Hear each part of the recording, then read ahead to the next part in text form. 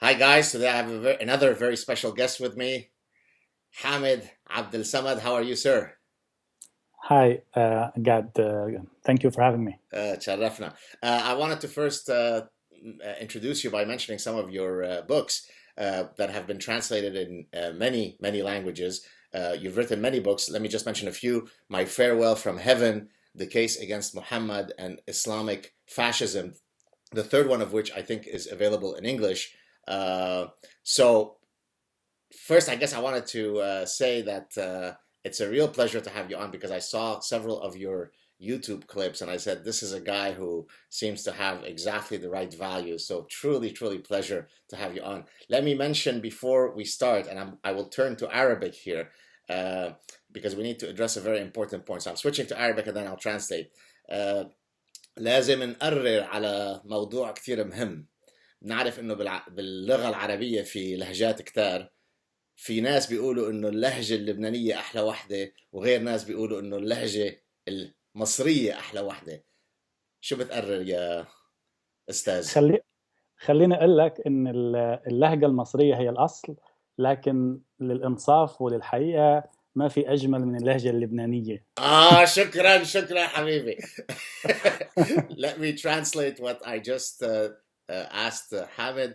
I said that there's a big controversy in the Arabic language world in terms of which accent is the most beautiful one. And some people say that the Lebanese accent is the most beautiful one. Others say that the Egyptian one.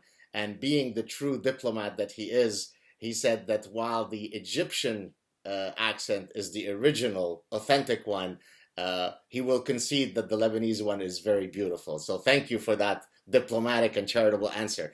So I thought we would start first with maybe a dark part of your history, and that is that because of all of your public writings, you've actually been designated via a death fatwa. Can you talk a bit about this? Well, I was having a lecture in Cairo 3 years ago in summer 2013, and I was talking about Islamic fascism. I was talking about the Salafists and the Muslim Brothers and political Islam. And I was just mentioning that Islamic fascism didn't start with the modern political Islamic movement, but it's rooted in the Islamic history since it started, since Prophet Muhammad himself, that this religion was based upon violence, that the relation between religion and politics and religion and violence is rooted back then in the emerging of Islam, and the Prophet Muhammad with his biography has something to do with it. This obviously was annoying some people. The video of my lecture was going viral on YouTube and causing a lot of controversies and a lot of discussions. And some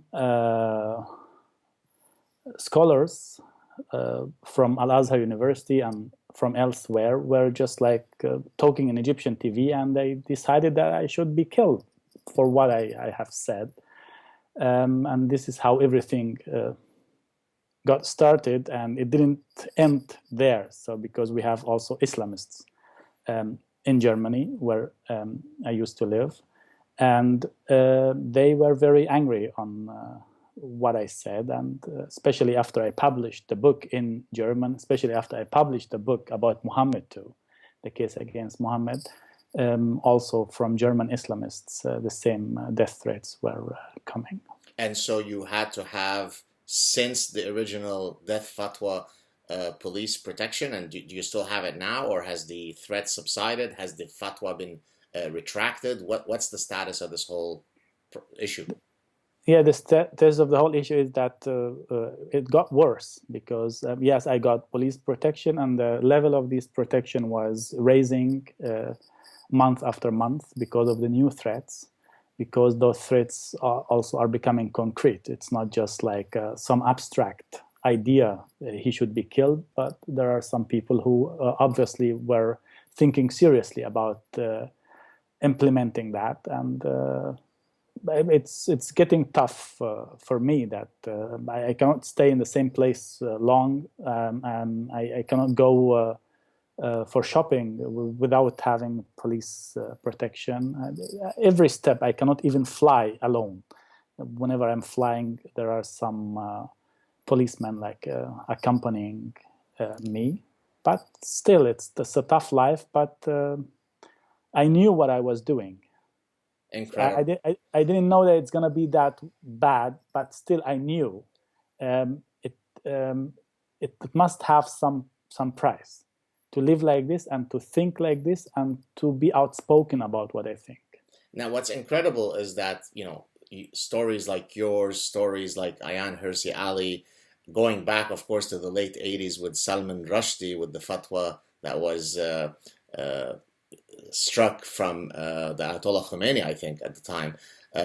Of course, Geert Wilders, the Dutch parliamentarians, and many others. So all of these folks who are doing nothing other than exercising their supposed freedom of speech, freedom of conscience, freedom of thought in the West are then imposed with these unbelievable burdens on their lives. And yet we hear, no, but it's all peace, it's all tolerance. I mean, what is it going to take for people to realize that it's not all so rosy?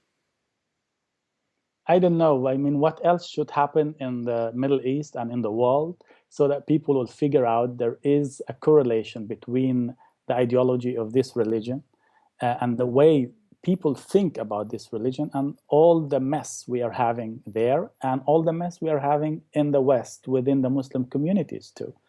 I'm trying always to differentiate between the ideology and the people. And it's very important for me. Criticizing an ideology or a religion doesn't mean that I'm defaming all the people believing in this religion. On the contrary, I take them seriously.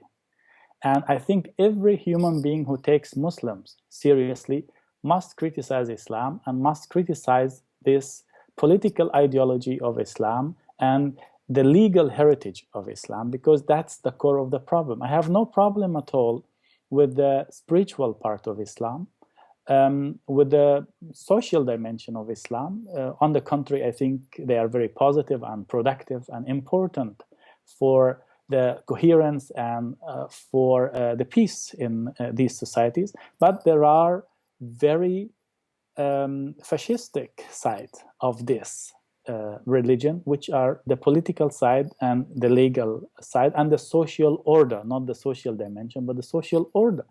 The religion which is thinking that God is the lawmaker and not the human being.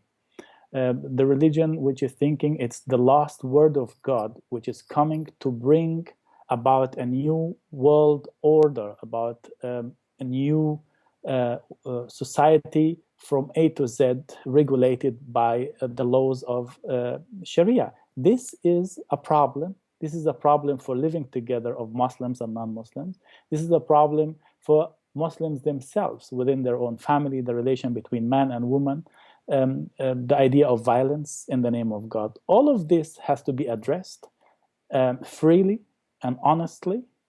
And the cup that the Catholic Church was drinking from in the Middle Ages cannot just surpass Muslims and go away. We have to drink from this cup, from this very bitter cup.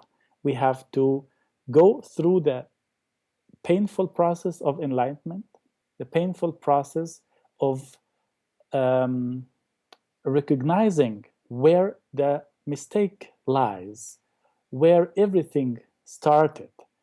But we are living in a culture of honor and a culture of shame, which is trying to push away any kind of criticism. It's living from an idealized past, idealized history, and doesn't want, because the present is obviously not that rosy. So we need something to long for, something to be proud of, and it's the past. So if somebody like me is coming and is digging into this past, and I say, look, it might not be that rosy as you think. There are also kind of mistakes in this history which are responsible for the misery of today. Think about it. Try to deconstruct this history I'm not telling you that what I'm saying is the absolute truth. That's the difference between my book and the Quran. That my book is not the absolute truth. It's my point of view, and I have the right to put my point of view on the ground, and you can look at it. If you don't like it, leave it. If it is striking something in you, if it's moving something in you, go ahead, search by yourself, and try to deconstruct this history by yourself. You might figure out something else that I couldn't reach. And this is the maximum that a book can reach. It can bring people to think, or at least it can irritate them. And I think it's a great achievement for a writer to irritate people. It's not in the first place to inform them or to serve them the truth on a golden plate, but to make them think, to animate them to think, or at least to irritate them. Then that's what I'm trying to do. Well, this, by the way, is, and I want to come back to the issue of the cultures of honor and shame in a second, but what you're saying is exactly the problem that we're seeing right now on campuses in the West, with all of these new forms of political correctness relating to microaggressions and safe spaces. I'm not sure if you're familiar with these terms, but yeah, I know. Right? So basically, if you're at a university where a speaker is going to come and discuss something that is contrary to your position, it doesn't have to be about Islam. It could be about anything. It could be about feminism. It could be about racial differences and crime rates. It could be about abortion. You're pro-abortion, whereas most sort of progressive people are. You're against abortion. Most people are for abortion. Any of these positions, if they challenge my position, well, then that makes me feel unsafe, and then you shouldn't speak. Which, fundamentally is against the whole purpose of having a university, right? If a university is nothing more than a bunch of people getting together to discuss and pat each other on the back on things that they agree with, then we're at a madrasa, right? We don't have to go to a university where we challenge one another. So this type of authoritarianism is something that is not only specific to discussions of Islam in the West. It's really become a cancerous, cancer in the West, and I'm not sure what to do about it. I'm trying to speak about it just like you're trying to speak about these issues, but I worry. Just 2 days ago, there's a gentleman by the name of Milo Yiannopoulos, who's a very sort of flamboyant provocateur who goes around campuses, irritating people. And he was shut down by some students when he was trying to speak at DePaul University, right? How is that not an affront to freedom of speech, right? If you don't like what he says, don't come, or organize another event where you argue against his positions. But no, they feel that it is their freedom of speech to shut down his freedom of speech. Yeah, this is very strange. I'm very familiar with all of this. I get this kind of harassment not only from the side of radical Muslims who don't want me to speak out, but also from the left, the political left in Europe. They have a serious problem with criticism of religion. They don't have any problem with criticism of religion if it's directed to Christianity. But when it comes to Islam, it becomes an issue of race all of a sudden, that they think they should protect Muslims. And I think this is somehow is the real racism. If you consider Muslims to be like children who are not capable of thinking, who are not capable of receiving criticism and answering to it in normal manner, they think, no, they are not so far yet. So don't push them to the edge. There's a term for this, by the way. Excuse me for interrupting you. It's the soft bigotry of lowered expectations, right? You lower the bar for Muslims, right? And as you said, that is racist. That's what racism is. Yeah, Muslims are not kind of a species which is threatened to end or not to exist anymore. We have enough Muslims, and we have also enough rational people. Muslims who can listen, who can think. I'm having a YouTube channel.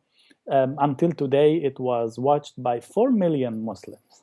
4 million people who are watching this and are responding to it. They are tired of the old narrative.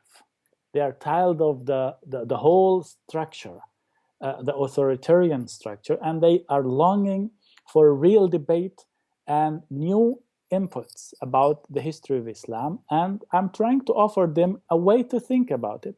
Some are angry about it, but some are really happy that finally somebody is opening up all of these minefields and is discussing them freely, rationally, without hatred. You're Because doing I this in hate Arabic? You're doing I'm it. doing that in Arabic, yes. It's called Sanduq al-Islam, the box of Islam. And every week, every Monday, I am posting a new episode about a certain issue about the history of Islam and also about the modern situation in Islamic countries. So, but in Europe, especially in Europe, we have this serious problem. Somehow in the United States too, for other reasons. But in Europe, especially in Germany, you have the problem of the German history. That people are thinking, now we have done something horrible to the Jews more than 70 years ago, and now we cannot afford to push a new minority and to force them to live the way we think is right. And I think this is the wrong consequences from the German history and from the European history. What I understand from German history is like lack of freedom is bad. And the most important thing and the mother of all freedom is the freedom of speech. And the consequences from the German history should not be, we should be always nice to minority, but we should never allow anybody to attack our freedom. We should never allow anybody to silence our opinions. We should be always outspoken about the problems, and we should not, of course, we should not suppress any minority, but we should not allow things within a minority which are against our fundamentals of freedom. So this is how I think is the right consequence, not to put a minority under protection. Like Europe would never have been Europe if it didn't went through this long history of criticism of religion, Reformation, Enlightenment, and in some parts of Europe even pushing religion away until the edge, until where it belongs as a private issue between somebody and his god or his goddess. So that's the issue that I'm asking myself. Why can't you trust us to go through the same process like you? Why you want to end any kind of criticism of Islam so early? Because you want to get into political and social consensus so fast. And I think it's kind of coward to get to this consensus so fast before finishing the debate, before getting into the depth of the discussion. So I think, so I want to go back to the honor and shame issue, but I think that it's more than just the fear of criticizing minorities. It's the fear of criticizing what they perceive to be brown minorities, even though, of course, Muslims can come of all shades and of all races. Somehow it is associated with a darker pigmentation. So you have sort of a double whammy. Not only are you attacking minorities, but you're these are not white folks, right? So it's not the white male, the evil white male. So how dare you? Plus you've got cultural relativism, right? Which is a form of secular sort of religious dogma, right? We should never criticize the other. A true progressive only self-flagellates himself. I am bad. I am evil. You know, I've done wrong, right? So my grandparents, the Nazis, did bad things. And then you hit yourself, right? And so because of all of sort of these grotesque factors, it really incapacitates otherwise reasonable people from being able to turn their critical eye towards Islam. I see it, right? Because, I operate in academia, right? I am immersed amongst all sorts of very brilliant people by definition who become complete idiots when you address this issue. They are completely frozen. Their neuronal activations in their brain no longer functions because they're not able to overcome some of these obstacles that they've been inculcated with. And so that's a real problem. But I want to go back to very briefly the culture of honor and shame. I discussed this briefly with Nikolai Sennels, who's a a Danish psychologist who's worked in the criminal system among Muslim and non-Muslim criminals, and he talks about the psychological differences between the Muslim mind and the non-Muslim mind. And he also points to the fact of the culture of honor and shame. The idea is that it's very, very contrary to your sense of self, if you come from the Middle East, to open up, even on a one-on-one with a therapist, about your weaknesses, right? I mean, the idea of going to see a therapist where I'm going to openly talk about my insecurities, my weaknesses, my sexual problems, never. I always have to save face. Now you extend this to the societal level, same issue. Yeah. I'm not going to talk about the problems in the Middle East. It's the damn Jews that are controlling everything, right? So how do we get, so, and that's not necessarily a religious matter. That's also a cultural issue, right? The culture of honor and shame is not strictly rooted in religion. I mean, I know Jews who are from Arab countries, some of them in my family, who also suffer from this culture of honor and shame, where they could never, for example, apologize, because to apologize is to weaken yourself. And therefore, you will stay in your position until death before you apologize, which is a profoundly unhealthy state of having healthy relationships. So how do we get around this issue, this honor and shame obstacle? By facing people with the reality. It is very uncomfortable, and there are two imageries that I'm using in my book to explain this situation. Jean-Paul Sartre is saying something very interesting about shame. You don't really feel shame until the other is emerging in your life. As long as you are alone, you don't really feel shame. So you feel the shame when the other is catching you doing something that, from his point of view, you are not supposed to do. So he's giving the example of somebody who is looking through the hole of a key of a door, watching people behind the door. He has no problem doing that unless somebody will come from his back and will discover that he's doing that. Then he is discovering his own shame in this moment. And I think this is exactly what's happening with the Islamic culture, that as long as we were closing our borders and we are isolated from the world, there was no reason for shame at all. There is a big narrative saying that we are the best community that has been ever brought up to humanity, and we are la crème de la crème of culture and of moral and of societies. We are the best because we had no comparison. We had no other society to compare ourselves to. And with colonialism, I consider the arrival of Napoleon to Egypt to be the beginning of modern time, and it is one of the most precious presents we ever had. Yes, colonialism has brought destruction to some countries, exploitations, and every bad thing you can imagine, but it was also opening a chance to be faced with our own failure, with our own isolation. And that's my philosophy of looking at fate.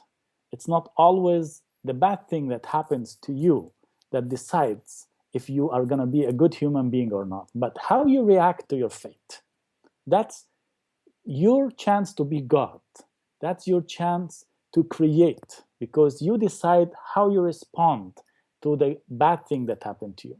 And the Islamic world didn't raise up from this narcissistic wound of being colonialized by a more superior power after believing all of these years that we are the best and we are God's best friend. All of a sudden we figure out there is another culture which is more progressive, much more stronger than us, and has the power to colonialize us. Every other countries that has been colonialized was trying to get over that, trying even to cooperate. Japan was colonized by the United States. Now Japan is one of the most important powers. Taiwan was colonialized by China. Now Taiwan is and was colonized by Japan before that. But now Taiwan is cooperating with China and with Japan and is becoming like a world power in world economy. Germany was colonialized by Soviet Union and the United States, but was trying to get rid of this hatred and try to figure out how can we make a new start. But for us, as an Islamic culture, it's always difficult to, because we believe we have some kind of political order that God has given us. We have to act like this. We have to control the world. We have to create a new world order according to the laws of Islam. Islam didn't come to become a part of a society, not and not a part of an unbeliever society. So those people now in Europe and United States who are trying to, Canada, Australia, to say like Islam and democracy, there is no contradiction.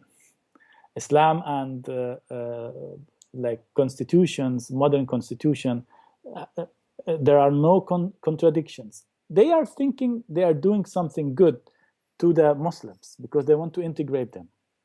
But it's a serious problem to consider a Muslim and Islam always as a one unity which cannot be separated. It's not like this in reality, and it doesn't have to be like this. Only conservative Muslims and Western politicians are insisting on this symbiosis. They're insisting that they cannot be separated. If you want to integrate Muslims, say something nice about Islam. Say that Islam and democracy are coping together. Say that Islam is the religion of peace. Well, Hillary Clinton, who of course is the front runner for the Democratic Party in the presidential election, I just retweeted one of her tweets from a few months ago where she said there is absolutely no link, none, zero, none, between Islam and terrorism. So somebody who can actually make that statement in the real world, given the realities of the world, it is a more profoundly idiotic and delusional statement than to say there is no such thing as gravity or the earth is truly flat, right? If a scientist got up and said, look, it is absolutely incorrect to argue that the earth is not flat, and I know, I'm a physicist, the earth is flat, well, people would immediately send them to a psychiatric institute. But a presidential front runner could get up and say there is absolutely no links, right? So it doesn't matter how much evidence she can be exposed to, there is no link.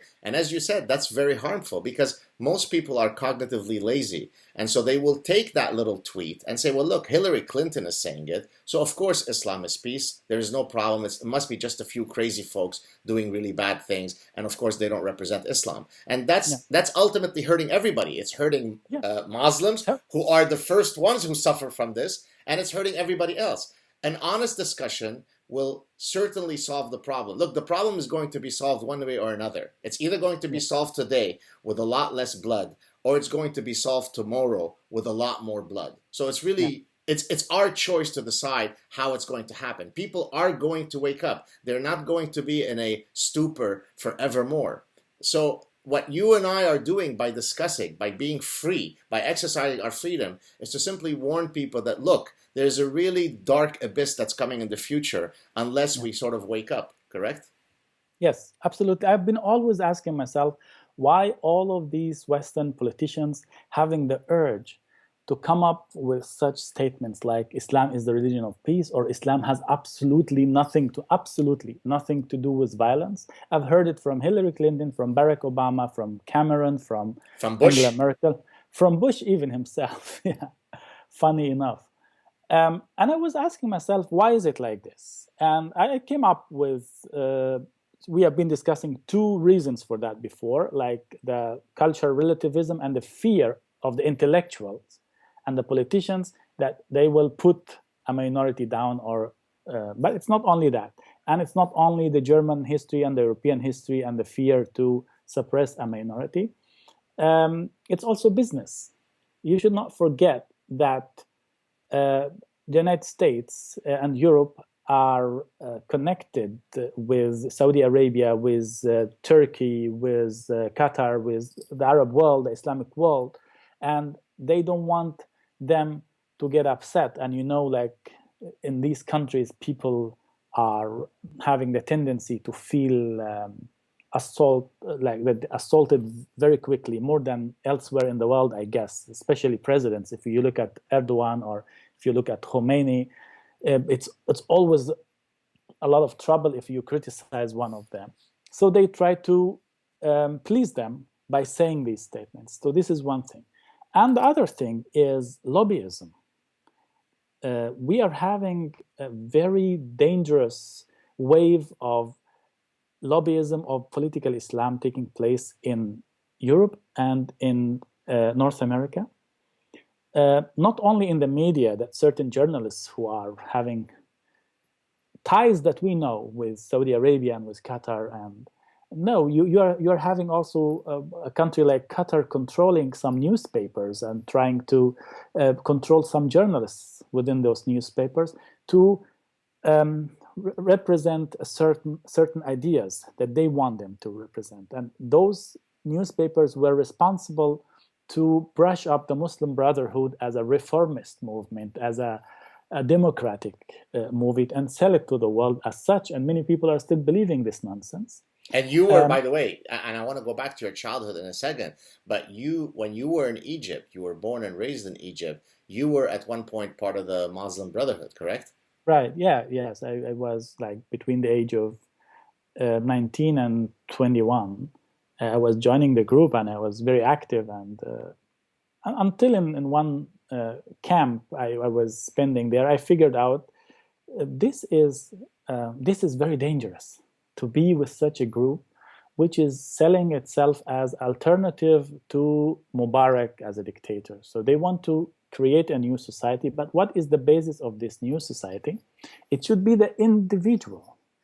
It should be the human being, that they believe in this human being, that they honor this human being. But there was one scene, one act that was taking place in this camp that made me neglect the whole idea and just like never again join this group or any other group.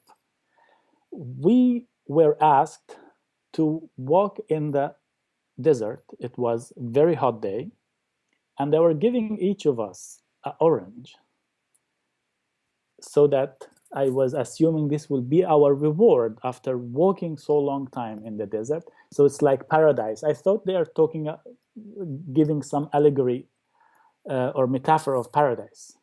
So we were walking in the desert, we were sweating, very thirsty, very hungry, hours.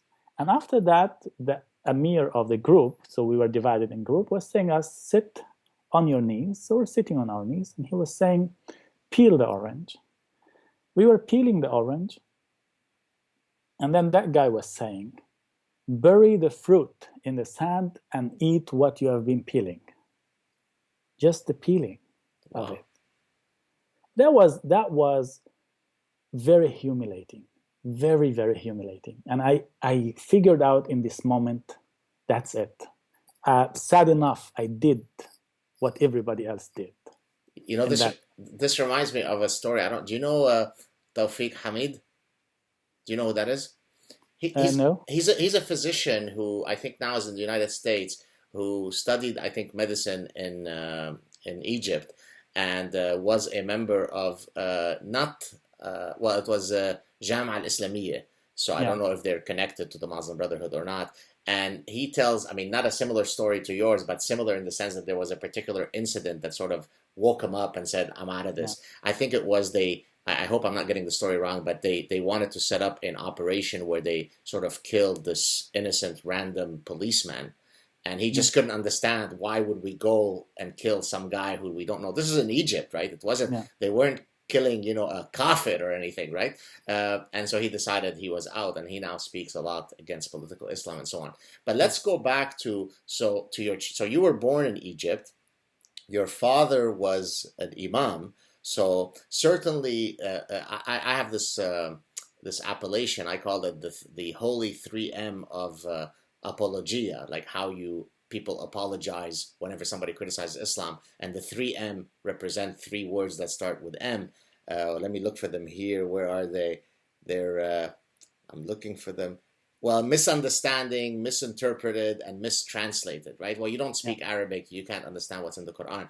Now, you are somebody who not only had a father as an imam, but you were a Hafiz. Maybe you could first explain to us what Hafiz means, and so to give a sense of what it means to indoctrinate a child in the context of that culture. Go ahead.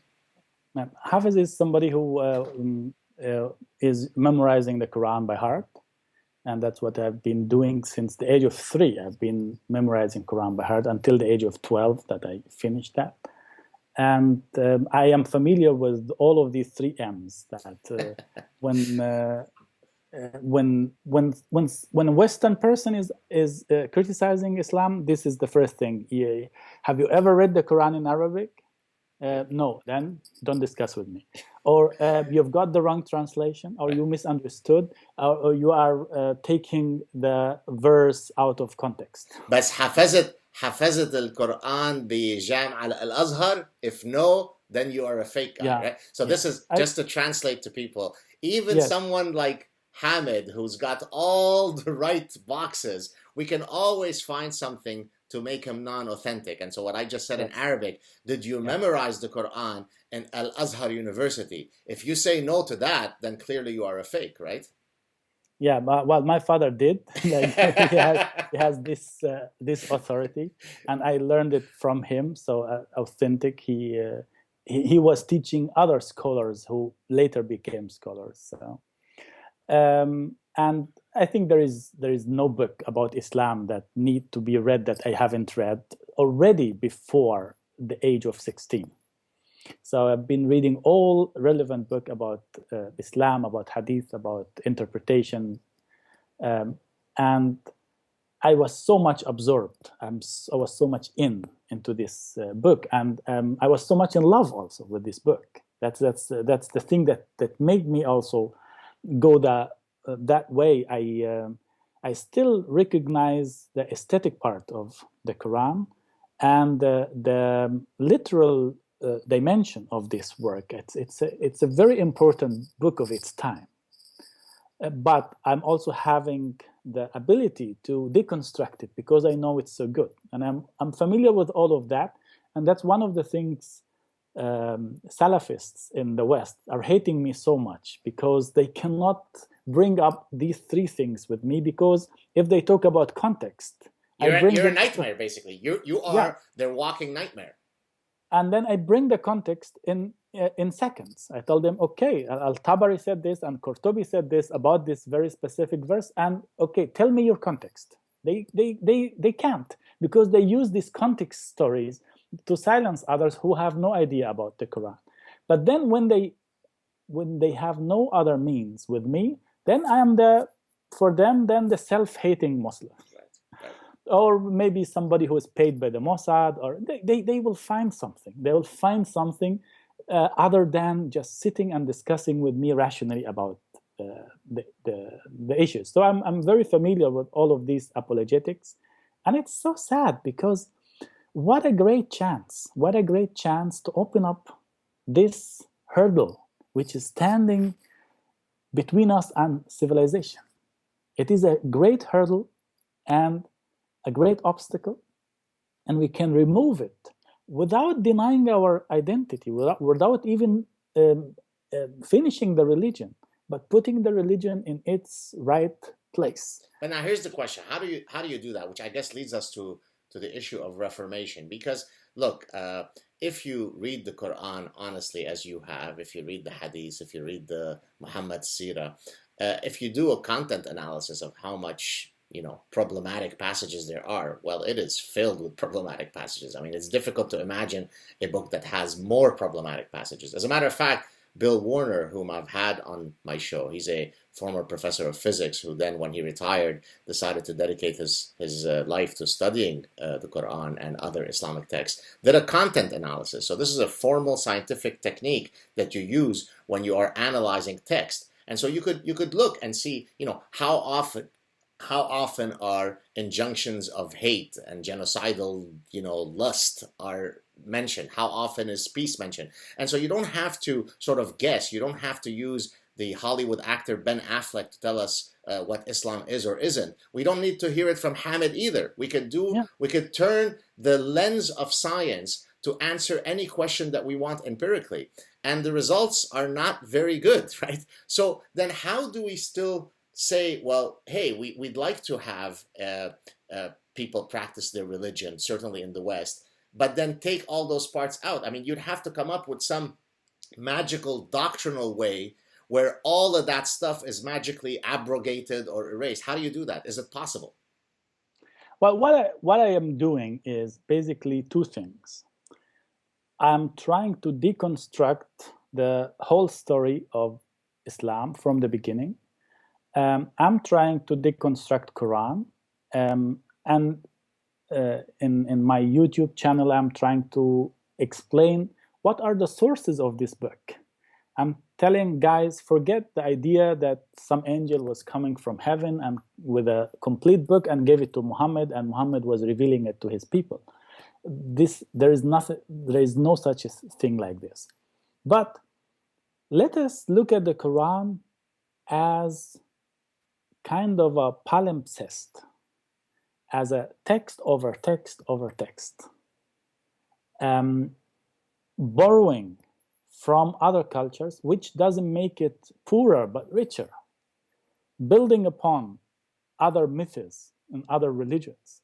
And basically exactly what I have done, together with some experts too, like we were reading a certain story in the Quran and asking, where is a similar story somewhere else, so that we can figure out where the Islam borrowed this from, where Quran borrowed that from. So you'll find many, many sources and you'll be surprised. Like not only the Jewish and Christian texts and the exegetic texts like Midrash and Midrash Rabbah, the Jewish texts.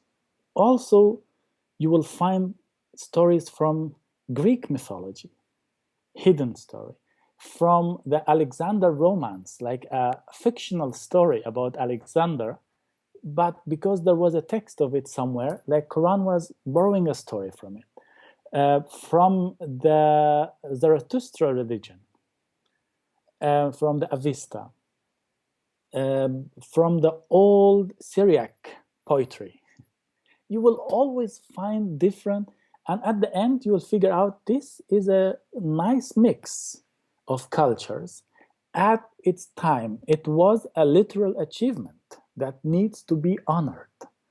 And it has a spiritual power, which is of course borrowing from other spiritual powers. And that's what we can offer and say, look, you still can practice the spiritual part of Islam and you can be fulfilled with it. And you can give up the political and the legal part of it because it's outdated, because it's harmful. So maybe at the time Muhammad introduced these things, it was creative enough and it was important for his context and for his time. But now we as human beings, and I always give this basic example. At the time of Muhammad, slavery was a normal thing, was not something to punish. Chopping the head of somebody was a normal thing. Chopping the hand of somebody was a normal thing. Would you do that today? The normal Muslim will immediately say, no slavery, no chopping of heads, no chopping of hands. Okay, so why you think that the rest is okay? So maybe the rest, there are still other things that need to be put aside. So if it's perfect for all times, then it must be all of it. But now you are against slavery. Every human being with common sense would say slavery is a bad thing. But for Muhammad, it was not a bad thing. He has his own slaves. He was selling slaves. He was buying slaves. So these are things that just like think about it from this point of view. But what I want to reach with my criticism is not reforming the text of Quran itself. This is a waste of time. Right. You cannot reform a text which is considering itself to be the last word of God. Who are you? Who are you to change or to correct the word of God, or even to come and say, I think God meant that. That's what reformists are trying to do. ما فيك تغير حرف. ولا حرف فيك You تغير. cannot change a single letter. Yes, go ahead. Exactly. So I'm giving up on that to try to reform the religion itself. I'm trying to reform the way people think about religion. I'm trying to offer narratives. I'm trying to show the human side of this religion, how these texts came together, what are the weak parts and what are the strong parts of these texts, why these texts are dangerous. Most of the conflicts, and that's bring us to the story of ISIS and the rise of ISIS, it's also in among Muslim intellectuals and also Western politicians. It's the same argument, has nothing to do with Islam. There is nothing that had happened in the last years which is so coping with the text of Islam like ISIS. Right. If you take it step by step, they never do anything if it's not backed by authentic text. Well, they actually release a ruling on each thing, right? They will engage in the religious mechanisms by which they say, we're going to do action X, and here are the religious grounds that we're standing on. So I mean, you can't argue against that, right? But let me play devil's advocate and introduce some pessimism to your otherwise very worthy cause. What you're trying to do is to appeal to people's reason, to people's mental faculties that are very earthly, to try to attack something that is in the sphere of the supernatural, right? So by definition, when I am a believer, I jump into the pool of faith and I reject my reason. I mean, that's the distinction between reason and faith. So how could you be using the tools of reason, which, I mean, I obviously agree with you that that's what should happen, but how could you say to somebody who would only identify in any religious text precisely because of its godly nature, its divine nature, its supernatural nature, and you're saying, no, forget about all this. Look, there are some very real earthly, non-supernatural ways that we could look at this. I mean, isn't it almost a contradiction in terms right from the start? Yeah, it's very difficult, and I'm aware of that because it's also a medical issue. When you are criticizing the beliefs, the fundamental beliefs of someone, it's not the parts of his, not the parts of reason in his brain which are going to be activated first, but the defense mechanism, and he will go back to the pool of his faith to bathe there, to wash himself from everything you have said. But I'm not using only the strategy of arguing reasonable, but I'm also using the satirical shock therapy, that I'm taking certain stories from the Quran, and many people criticize me for that and say you should stop that, you should just stick to reason, and you should leave the satire, because even we are laughing about it, it hurts. Right. And I am very aware of that, and it's never my intention to hurt the feelings of somebody. But it's still, I consider it to be my right to mock stories which are worth mocking, right, which are inviting me. So I will give you an example that I used the other day, and it had consequences. It had serious consequences. I was discussing the story of Muhammad's journey to heaven, that he was riding over a horse, flying horse, and going to Jerusalem, and then going to...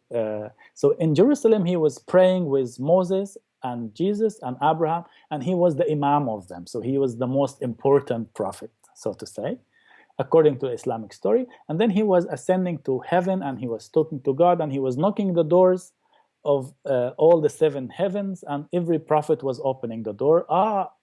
Who are you, Muhammad? And he was just their imam just a few minutes ago, and now they are surprised that he's here. So you are here. So I was just telling, basically, Muhammad was flying over a horse, So why didn't he use this occasion to show a miracle to the people who have been always asking him, show us a miracle if you are God's messenger? So why didn't he just take the horse and make like some rounds around Mecca and just like surprise? And then I was saying, if he was the Imam of Moses in Jerusalem, and a few minutes ago he was going to heaven, and Moses was surprised to him, like, what was the problem of Moses? Was he having like Alzheimer? Was he having like, what kind of memory is that he? So I'm trying to deconstruct the Muslim story, the Islamic story, and funny. So what happened was a Saudi professor was taking exactly my argument and was telling the story with exactly the same words, even with the Egyptian humor. And he got serious troubles after that because somebody was recording what he was saying, and I think he got fired, and he got like serious problem in Saudi Arabia because of that. But this is showing you it works. Right. So if you cannot reach them with reason, with analysis, so then you hit with satire, and I think laughing, even it hurts, but it moves something. It's like shaking the fundamentals. Well, that's why dictators hate satire. But by the way, you're preaching to the converted, because if you know anything about my work, I spent probably half my time engaging in satirical commentary, right? And I frankly think it's one of the most powerful tools. I completely agree with you, because it's like the scalpel of a surgeon, right? It cuts through the bullshit, right? And that's why in there are many stories, both in Islam and in other contexts, where humor, where laughter, where joking, where satire are forbidden, precisely because it is such a powerful rhetorical tool. So I'm with you. I wanted to drill down now on one particular aspect of some contents, both in the Qur'an and the Hadith, and also in Islamic culture in general. Of course, it has personal connotations to me because I am Lebanese Jewish, and that is the astonishing Jew hatred that is found in every fabric of certainly Islamic societies, Middle Eastern societies. And of course, I lived it growing up in Lebanon, the most tolerant and progressive of Middle Eastern countries.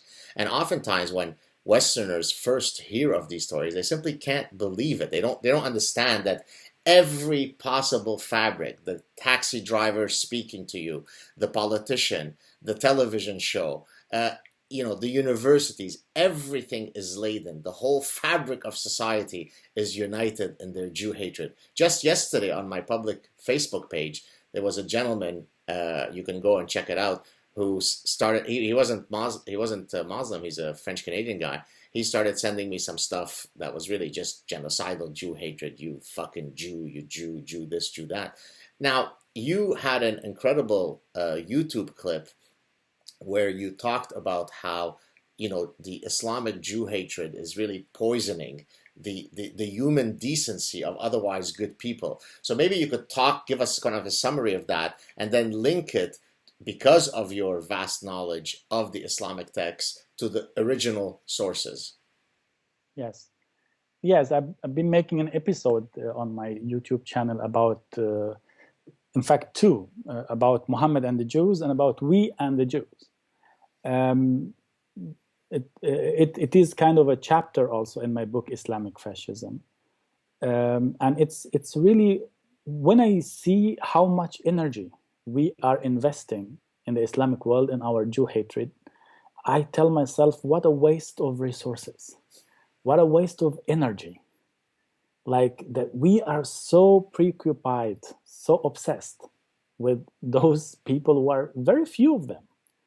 We are 1.5 billion, and they are like 1.2 or 12 million, like worldwide. If we want to push it, it might be 16 million, but that's the upper limit. Yeah, it's still nothing. Like, and the books that you would find everywhere in the Islamic world, on the streets, in the libraries, in good libraries, you'll find Mein Kampf, Hitler's book, and you will find the falsified protocols of the elders of Zion. that the whole world have already recognized that these are false documents, and it has been falsified for political reason, and it has nothing to do with the Jews. It was not written by the Jews. Everybody knows that. But in the Arab world, they are still on the best-selling list of all times. The fact that these protocols were translated into Arabic before Kant and Spinoza and David Hume were translated into Arabic. Like our hunger for knowledge was going towards Jew hatred before to philosophy or to modern science. That's a shame. That's a shame that we are still reading this stuff. And in fact, as you said, and as I said it in my clip, we are poisoning ourselves. We are poisoning young people who are in fact in their heart very good and very friendly, and they need their energy to make something out of themselves. They need their energy to think what's going wrong in their own society. But that's how the issue is. Osama bin Laden was an architect. So he didn't build new buildings in the Islamic world. So to be taken as a hero, he was destroying 2 buildings in the United States. And he was praised for that. He was not praised for, he didn't solve one single problem in the Islamic world. Not the housing problem, not the economy, not the political problem, nothing. He was just destroying 2 buildings, and he was taken as a hero for that. Because when the problems are so huge, then it's much easier to make somebody else responsible for these problems than starting by yourself, by saying, okay, it's a great effort that I have to do, but I have to do it. No, it's much easier to say, the Jew did it. America is the reason. Anybody. Well, anybody. Do you know the story of the attacks by some sharks at Sharm el-Sheikh a few years ago? I'm mentioning the story in my book. So let me I'm mentioning the story in my book. Yes, it was 2010. Yeah, 2010. There was a shark attack on the beaches of Sharm el-Sheikh. Obviously, one tourist was hurt or even killed, and there was a problem for tourism in Sharm el-Sheikh in this season. And instead of just considering this to be an accident like anything else, or to find a way to shore the tourists up from those attacks, it went like fire. They were saying Israel was sending the shark to harm our tourism so that the tourists would go to Israel. And I didn't get the point, because it's still the same sea. So obviously tourists are not going to leave this beach and go to the other on the other side. It's still the same sea. So if there is a shark there, most likely it could go there too. No, but the Jews are diabolical. They know how to control the movements of the sharks. Have to do that, and it has a long story. It has a long story, and that's what I was trying to explain in my book, Islamic Fascism, and in my clips. And of course, all that Jew hatred is all perfectly clear and codified in the Islamic text, correct? Exactly, and this is how Islam started. Islam started with a big admiration of Jews. Started by taking their traditions, just like copying it somehow. The idea of prayers, the fasting, the idea of cleaning one's body, forbidding of pork, and many other rituals which are really, really identical. Even the sound of prayers, the sound of reciting Qur'an, all of that was copied. Obviously, Muhammad was admiring the Jews and was trying to convert them. He was even choosing Jerusalem to be the direction of the prayers before Mecca, because he wanted to get closer to them. He even has stolen the word Sharia from them. The word Sharia is just a literal translation of the word halakha, the Jewish law. Halakha, and means way, the way to go. The path. So that's Sharia. The path, yes. And that's Sharia too, the path. So, and then he expected them to accept his... So they didn't, because they are anchored. They have their religion, they have their tradition. They don't need to be... We know from history it's quite difficult to convert Jews. So they can be converted from Jews to atheists, but they're still Jews. You're looking at one. So yeah. So then he just started to change his strategy, and there was some economical aspect of his dealing with Jews and a political aspect and identical, something that has to do with identity.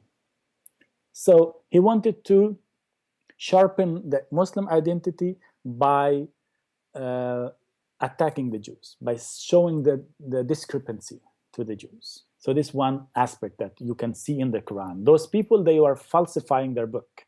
The Torah is not authentical anymore. They deleted all parts of the Torah which are saying that there will be a prophet called Muhammad. Right. So that's how it started. The original conspiracy, the first conspiracy. Original conspiracy. Then he started, and this is a serious issue, because they were having the 10 Commandments, the Jews, and the clearest and the strongest one is you should not kill. You should not kill, period. And that was very annoying for him because he wanted to kill for political reasons. He wanted to regulate killing. And that's what Quran was doing, was bringing the exceptions. Yes, the principle is right, you should not kill, but.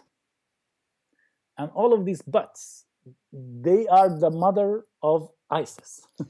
Didn't Aisha, you correct me if I'm wrong, but didn't Aisha say something like, "Oh, Prophet of God, you seem to have an uncanny ability to always receive revelations whenever you need them"? Yes, it was in the time that he was, he wanted to marry the wife of his son, or son-in-law, or adopted son. But he couldn't because of two reasons. First of all, people will look down to him that how come that she's already married to your son and you are divorcing her from him to marry her. And it's still, you wouldn't do that. And it's your adopted son. And you said in Quran that one is not allowed to marry the wife of his son. So first he had to get a verse from the Quran to tell him that the adopted son is not a son. And the second one, that it's the order of God that the woman he wants to marry will be divorced from her husband and to be married to Muhammad. And it was smelling like a made-up verse. And Aisha, so young she was and so innocent, she was just saying like, I see that like God is corresponding to your lust in a very canny way. So yes, and that's exactly what was happening with the verse towards the Jews. At the beginning, he was praising the Jews very much as the people of the book and the people of knowledge. And he was going to asking the people of Mecca, go and ask the knowledgeable people of Israel. That's what is written in the Quran. And that's the I'm sorry, go ahead. And then later, because they were denying his message and because they didn't help him in his wars. Hence they are treacherous, hence they are diabolical. They didn't finance his wars. And then he started to wage wars against the Meccan merchants. And he was living from the spoils of war. That was his job. And this is the fact. And the Muslim history is telling this story. We never know any other job of him after he became a prophet. He used to be a merchant before. But since he became a prophet, he didn't work. His friends and his followers didn't work. They were just going with him to raids and to raids and to wars. And they were collecting the spoils and they were living from the spoils of war. That was his life. So in a year that he didn't win the war, so he was not winning all the time. So there were no spoils in these years. What should he do? Then he started to look to the Jewish tribes living there, having some fields, having some money, having some gold. Then he was inventing an excuse to dismiss them and to confiscate their property. That's basically what he was doing. It's an economical issue. He will invent any يلا story. جزية يلا يا جزية. يعني for example, the second tribe that he was dismissing, Banu al-Nadir, he was going to borrow money from them. He was going to borrow money from them. So he was sitting with them, leaning his back to a wall, and then all of a sudden he was standing up and going away. And then he was saying, the angel Gabriel was coming to me and saying, one Jew will go now to the Rooftop. top of his house and will throw a stone to you and kill you. So this was like this hallucination, or maybe invented story, you never know. It could be paranoia, it could be just a made-up story. This was an argument to dismiss the entire tribe, right, and to take all their houses and take all their fields. That he needed money. He needed money, and the Muslim historiographers are telling these stories just like as I'm telling it to you now. Well, and there's the famous hadith, right, where it won't end until there's the final battle where I was coming to that because I was making a comparison that nobody is happy to hear at all. I understand that, but I keep repeating this comparison: Muhammad's attitude towards the Jews and Hitler's attitude towards the Jews. It was similar in these two aspects. The idea of you should not kill, this moral instance that killing is a bad thing. That was an obstacle on the road or in the path of Hitler for the absolute power that he was aspiring for. And therefore he wanted to end this Jewish-Christian principle of forbidding the killing. And he wanted to go back to the Nordic myth with all its heroes and all its battles and violence. He was reviving the Nordic myth in the political discourse. Muhammad did the same thing. He was rejecting this commandment of thou shall not kill, and he was introducing and kill the unbelievers wherever you find them, and all of these aspects, because it was his economical basis. He was living from that, and it was his political aspiration. He wanted to unite Arabia, and he wanted to control Arabia, and he could do that only by war. Another aspect in the comparison between Hitler and Muhammad is considering the fight against the Jew to be an eternal and a holy task. That Hitler was having the attitude that the renewal of the renaissance of the German nation will not be completed until we finish the last Jewish soul, until we end the last Jewish life. And that's exactly what Muhammad was saying in this hadith that you referred to. The day of judgment will not come before the Muslims will fight against the Jews. The Jews will be hiding behind stones and trees, and the stone and the tree will speak and say, "O Muslim, behind me there is a Jew, come and kill him."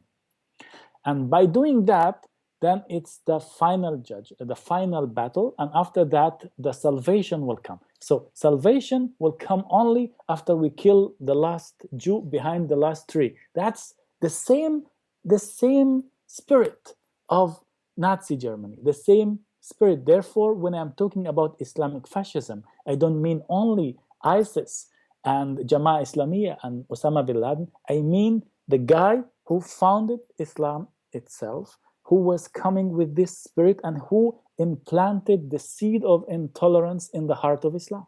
Well, and you could find today a montage of imams all saying unbelievable things about the Jews, where they literally will say exactly what you said, which is that to kill all the Jews is a supreme act of devotion, right? Yeah. That's the means by which you get closer to Allah. So, I mean, how could all of these imams who have immersed themselves by definition in a study of their religion all be getting it wrong, right? The three M's. They're Arabic, they're Islamic scholars, they're imams, they're standing up in front of the mosques and saying all this, but they're mistranslating, they're misinterpreting, they're miscontextualizing. So I mean, it almost seems as if it's like a farcical, delusional world that we live in, right? It's a bizarro world where there is no amount of evidence that I can give you. Now, of course, not every Muslim is a Jew hater. Of course, I could pull out a million different guys who are perfectly lovely and kind and nice. That doesn't take away from all the things that you just said. So how do we get over this obstacle? Yeah, by just shedding the light over these stories and showing how damaging they are for our identity and for our communication with the rest of the world. I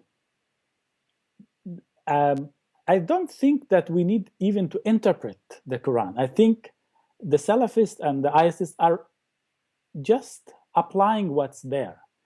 Those who need to interpret and to find a way out of the dilemma are the moderate Muslims and the liberal Muslims, who are quite embarrassed to be faced. They don't have the courage to say, I would like to leave this. It doesn't fit to me. It's harming. It's damaging.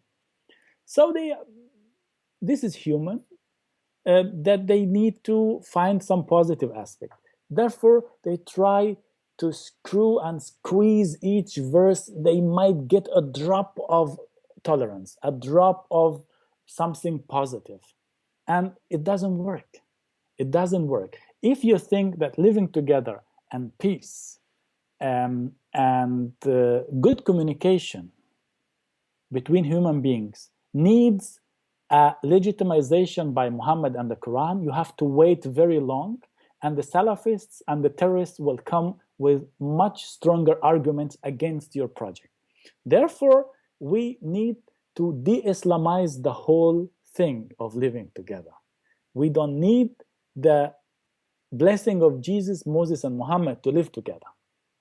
We need to think, and we need to get rid of the obstacles which are standing in our way by keeping the religion as a private issue between the human being and his God, and by concentrating on issues of daily life which are more important, which are more valid, which has more impact on our life. I think those who are thinking that Islam could be a part of the solution are not only wasting their times, but they are betraying the idea of Reformation, because they are moving in a vicious cycle. They cannot get out of it.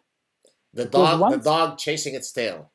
The dog chasing its tail, and it never ends, because there is a problem in the program itself. So let me ask you this.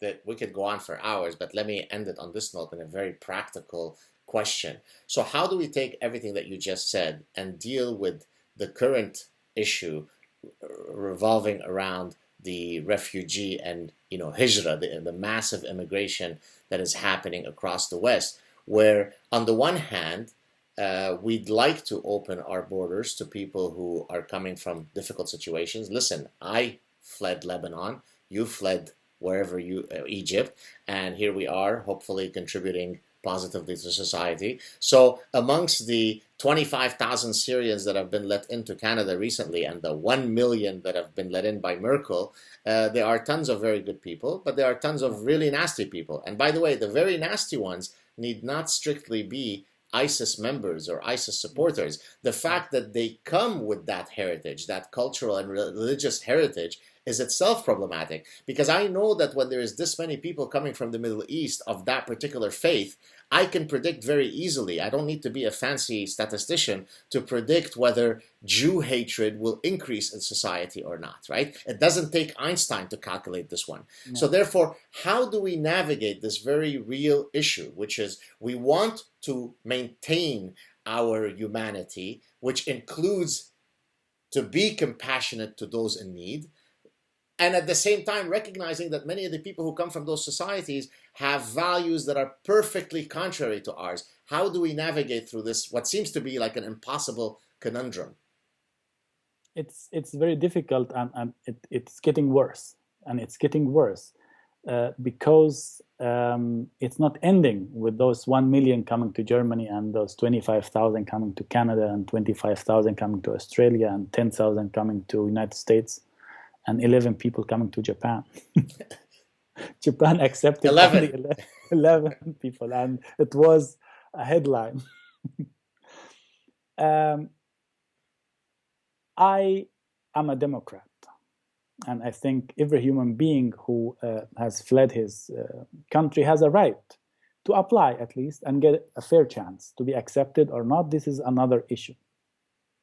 But every society needs to calculate its capacities before getting into this adventure. And I was belonging to those who criticized Chancellor Merkel for her attitude towards the refugee crisis, by taking selfies with some refugees, by saying "we love you." This was a clear invitation that people, and I have nothing against refugees who are fleeing from wars and who want to have a better life. You and I have taken the same path before. But this invitation was leading some Syrians who are having good jobs in Lebanon and in Egypt and in Jordan and in Turkey to sell their property and to take the first boat towards Germany to have a much better life. So maybe they were taking even a chance of a real war refugees who couldn't make it. And it's an illusion to think that by doing so we are helping people. No, we are rewarding the smugglers who are taking a lot of money of those people. So we are rewarding only those people who can pay the ticket to reach to us. And it's not help. And it's not changing anything. It's like a slight drop on a hot stone, because the number of refugees is increasing and the West doesn't have the capacity, and the chemistry of the society has to be calculated. What could be possible? And we cannot afford to make our societies, which are open societies, a field of experiments, of social and political experiments, that we cannot assume what the result will look like. We cannot make a prognosis. We don't know. And we have seen certain phenomena. Yes, the majority are peaceful and might find a way to live in peace, but it doesn't need the majority to disturb the society. A slight minority can keep the society scared all the time. We have seen it in Germany in the New Year's Eve, that thousands of refugees, maybe not from Syria, but from North Africa, but they came with the wave, were sexually harassing women.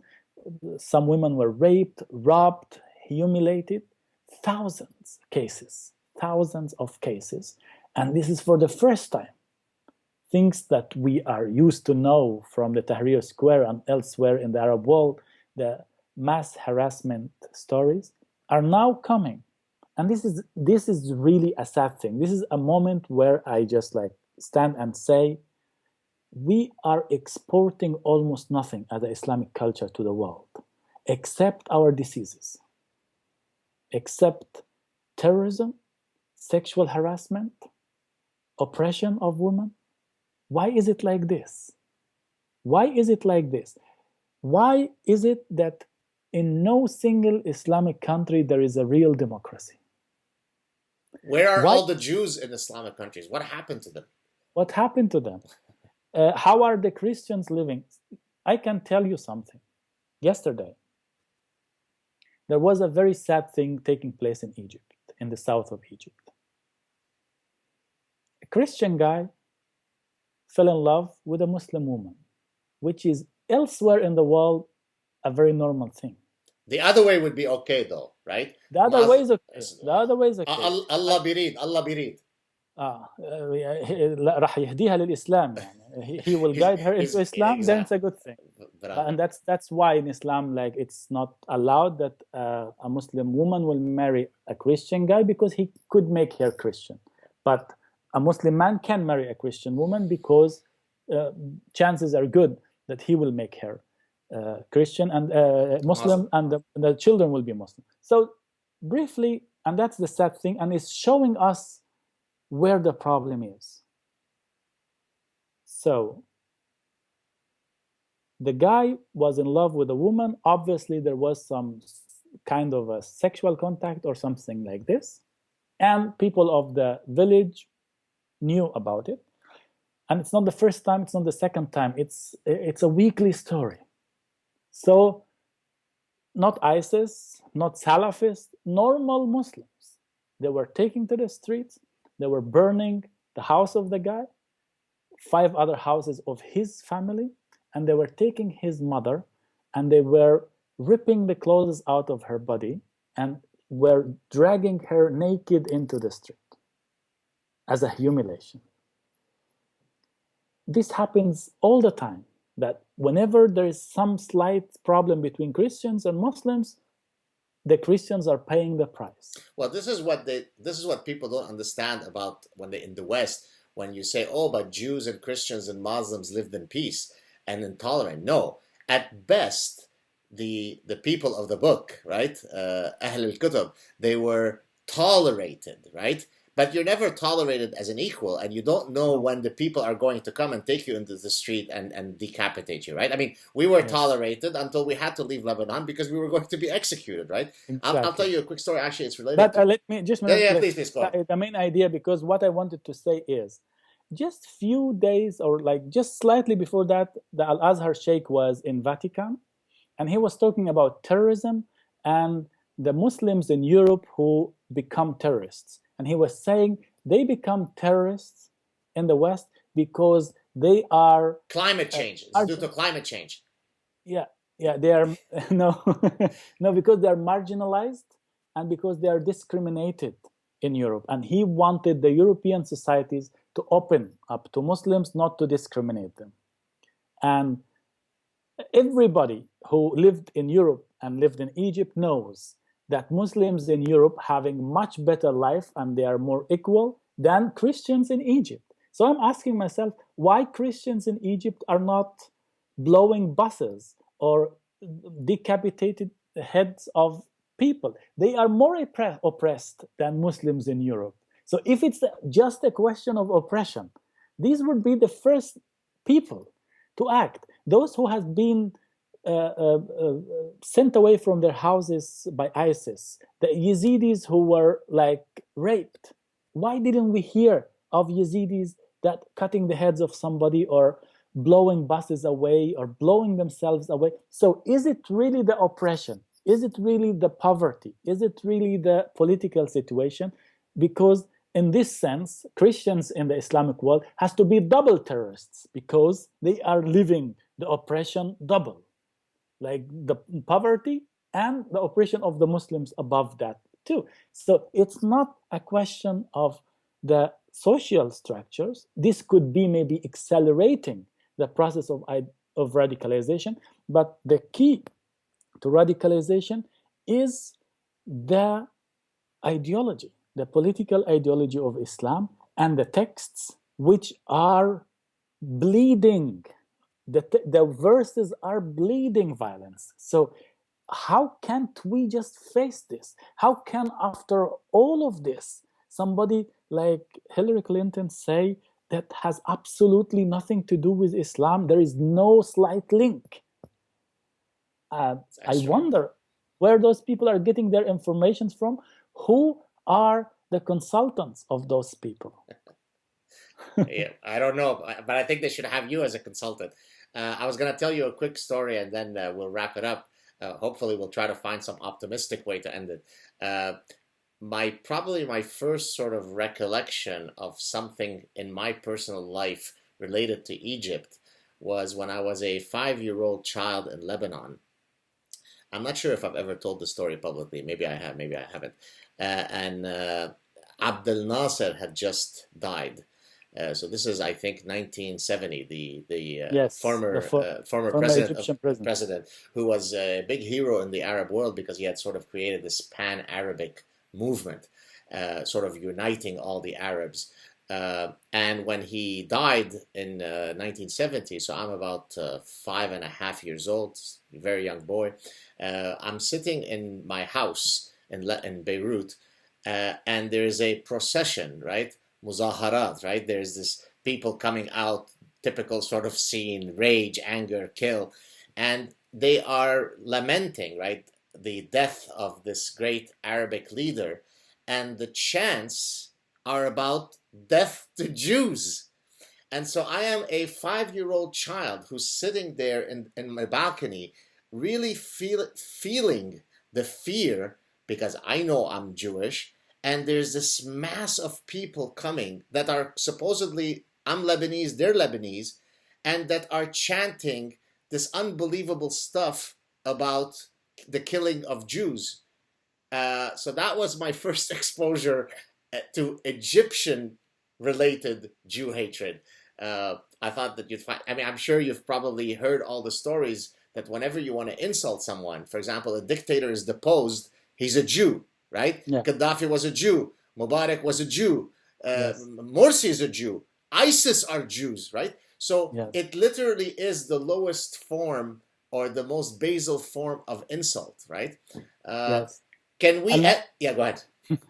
Yeah, I'm familiar with all of these things. Like just like you are eating nuts. Like let's eat nuts. It's like and kill a Jew, like something like this. You know, like, I love that you just said this because I'm going to be releasing a sad truth clip, which it's a game I call 6 Degrees of Kill the Jew. And the way the game works is that you just said, oh, we eat nuts and we kill Jews. So the game works as follows. How many backs and forths when two people meet does it take before we converge on kill the Jew? So if I say, hi, Ahmed, and you respond, let's kill some Jews, that's only 1 degree of separation to get to kill the Jew. But by 6 degrees of separation, we will always converge on kill the Jew. So that's a new game that I will be releasing on my YouTube channel. And you've heard it authenticated right here by the son of an Al-Azhar imam. So we know it is true. Yeah, I've been always hearing that everything the Jews has done it. The Jews are controlling Wall Street. They are making Hollywood movies to morally compromise our Egyptian or Islamic youth. They are basically controlling everything. And I was just answering this by converting it. Why is it the Jews? Why don't we control Wall Street for exchange? Why don't we make movies to irritate Jewish young people? Why is it that this small minority is able to do all of these things? And no, it is the passivity. It is the passivity. It is the helplessness.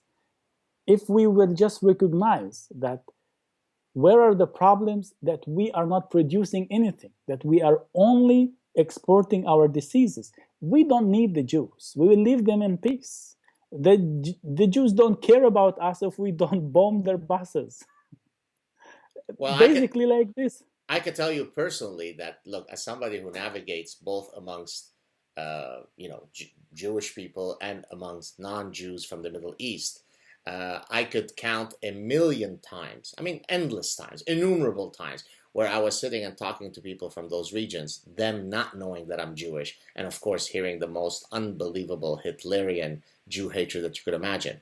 I have never, and I mean, that's a strong statement, I have never sat amongst Jewish people where I've heard anybody say, oh, let's go and kill all Muslims, let's go kill all Arabs. As a matter of fact, if you said that, you would probably be punished. It would be something that people would look at you and say, wait, sorry, we don't do this kind of stuff. You don't talk, you're not allowed to, right? So it is against everything that I've ever been brought up to hate the Muslim or the Arab. It just doesn't happen. It wouldn't be polite conversation.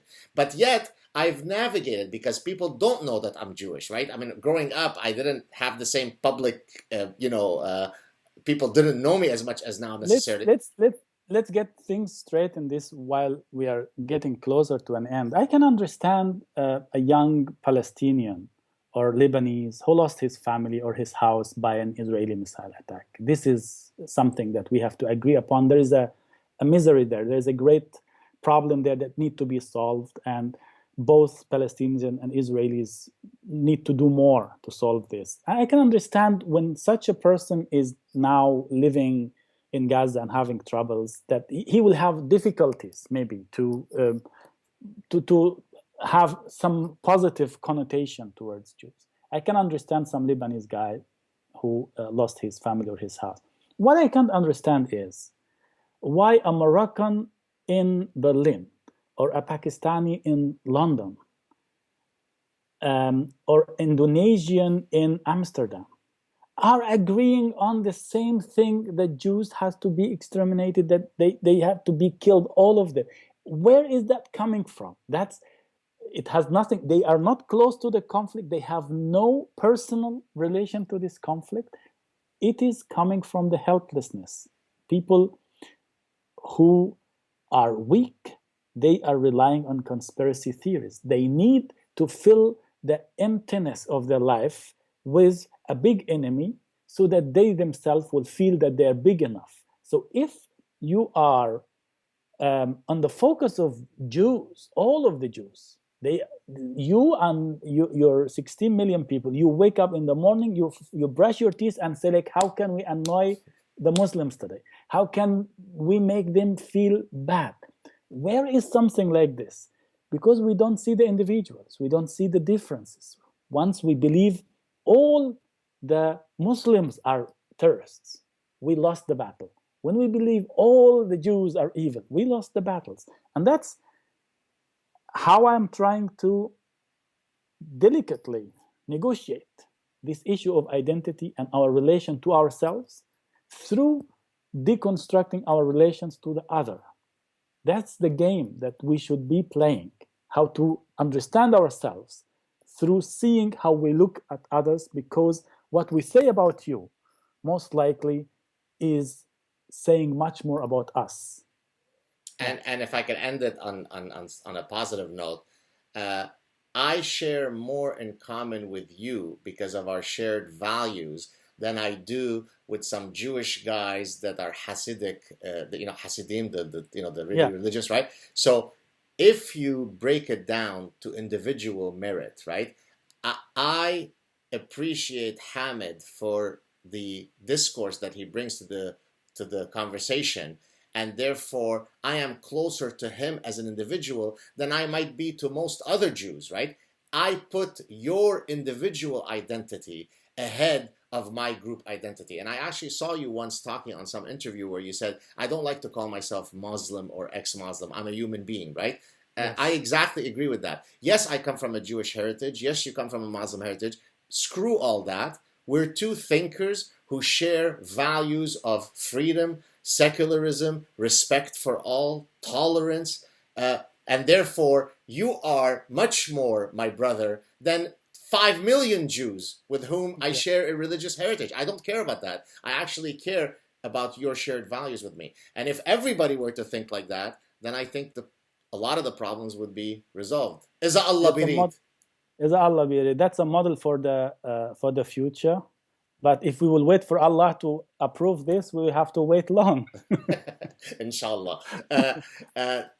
Hamid, it has been an absolute pleasure. I know I kept you longer than we expected. I could have probably kept you for another 3 hours. Stay on the line. Guys, if you enjoyed this, please share it. We need to support voices like Hamid's. He's doing important work. Please spread his message. Hamid, thank you so much. Is there anything, by the way, before we end, that you'd like me to promote, or maybe you want to mention here that's not yet public, that you'd like to tell people about? No, I just had so much fun talking to you. I don't need to promote anything. Thank you. شكرا حبيبي، شكرا. ضلك على الخط.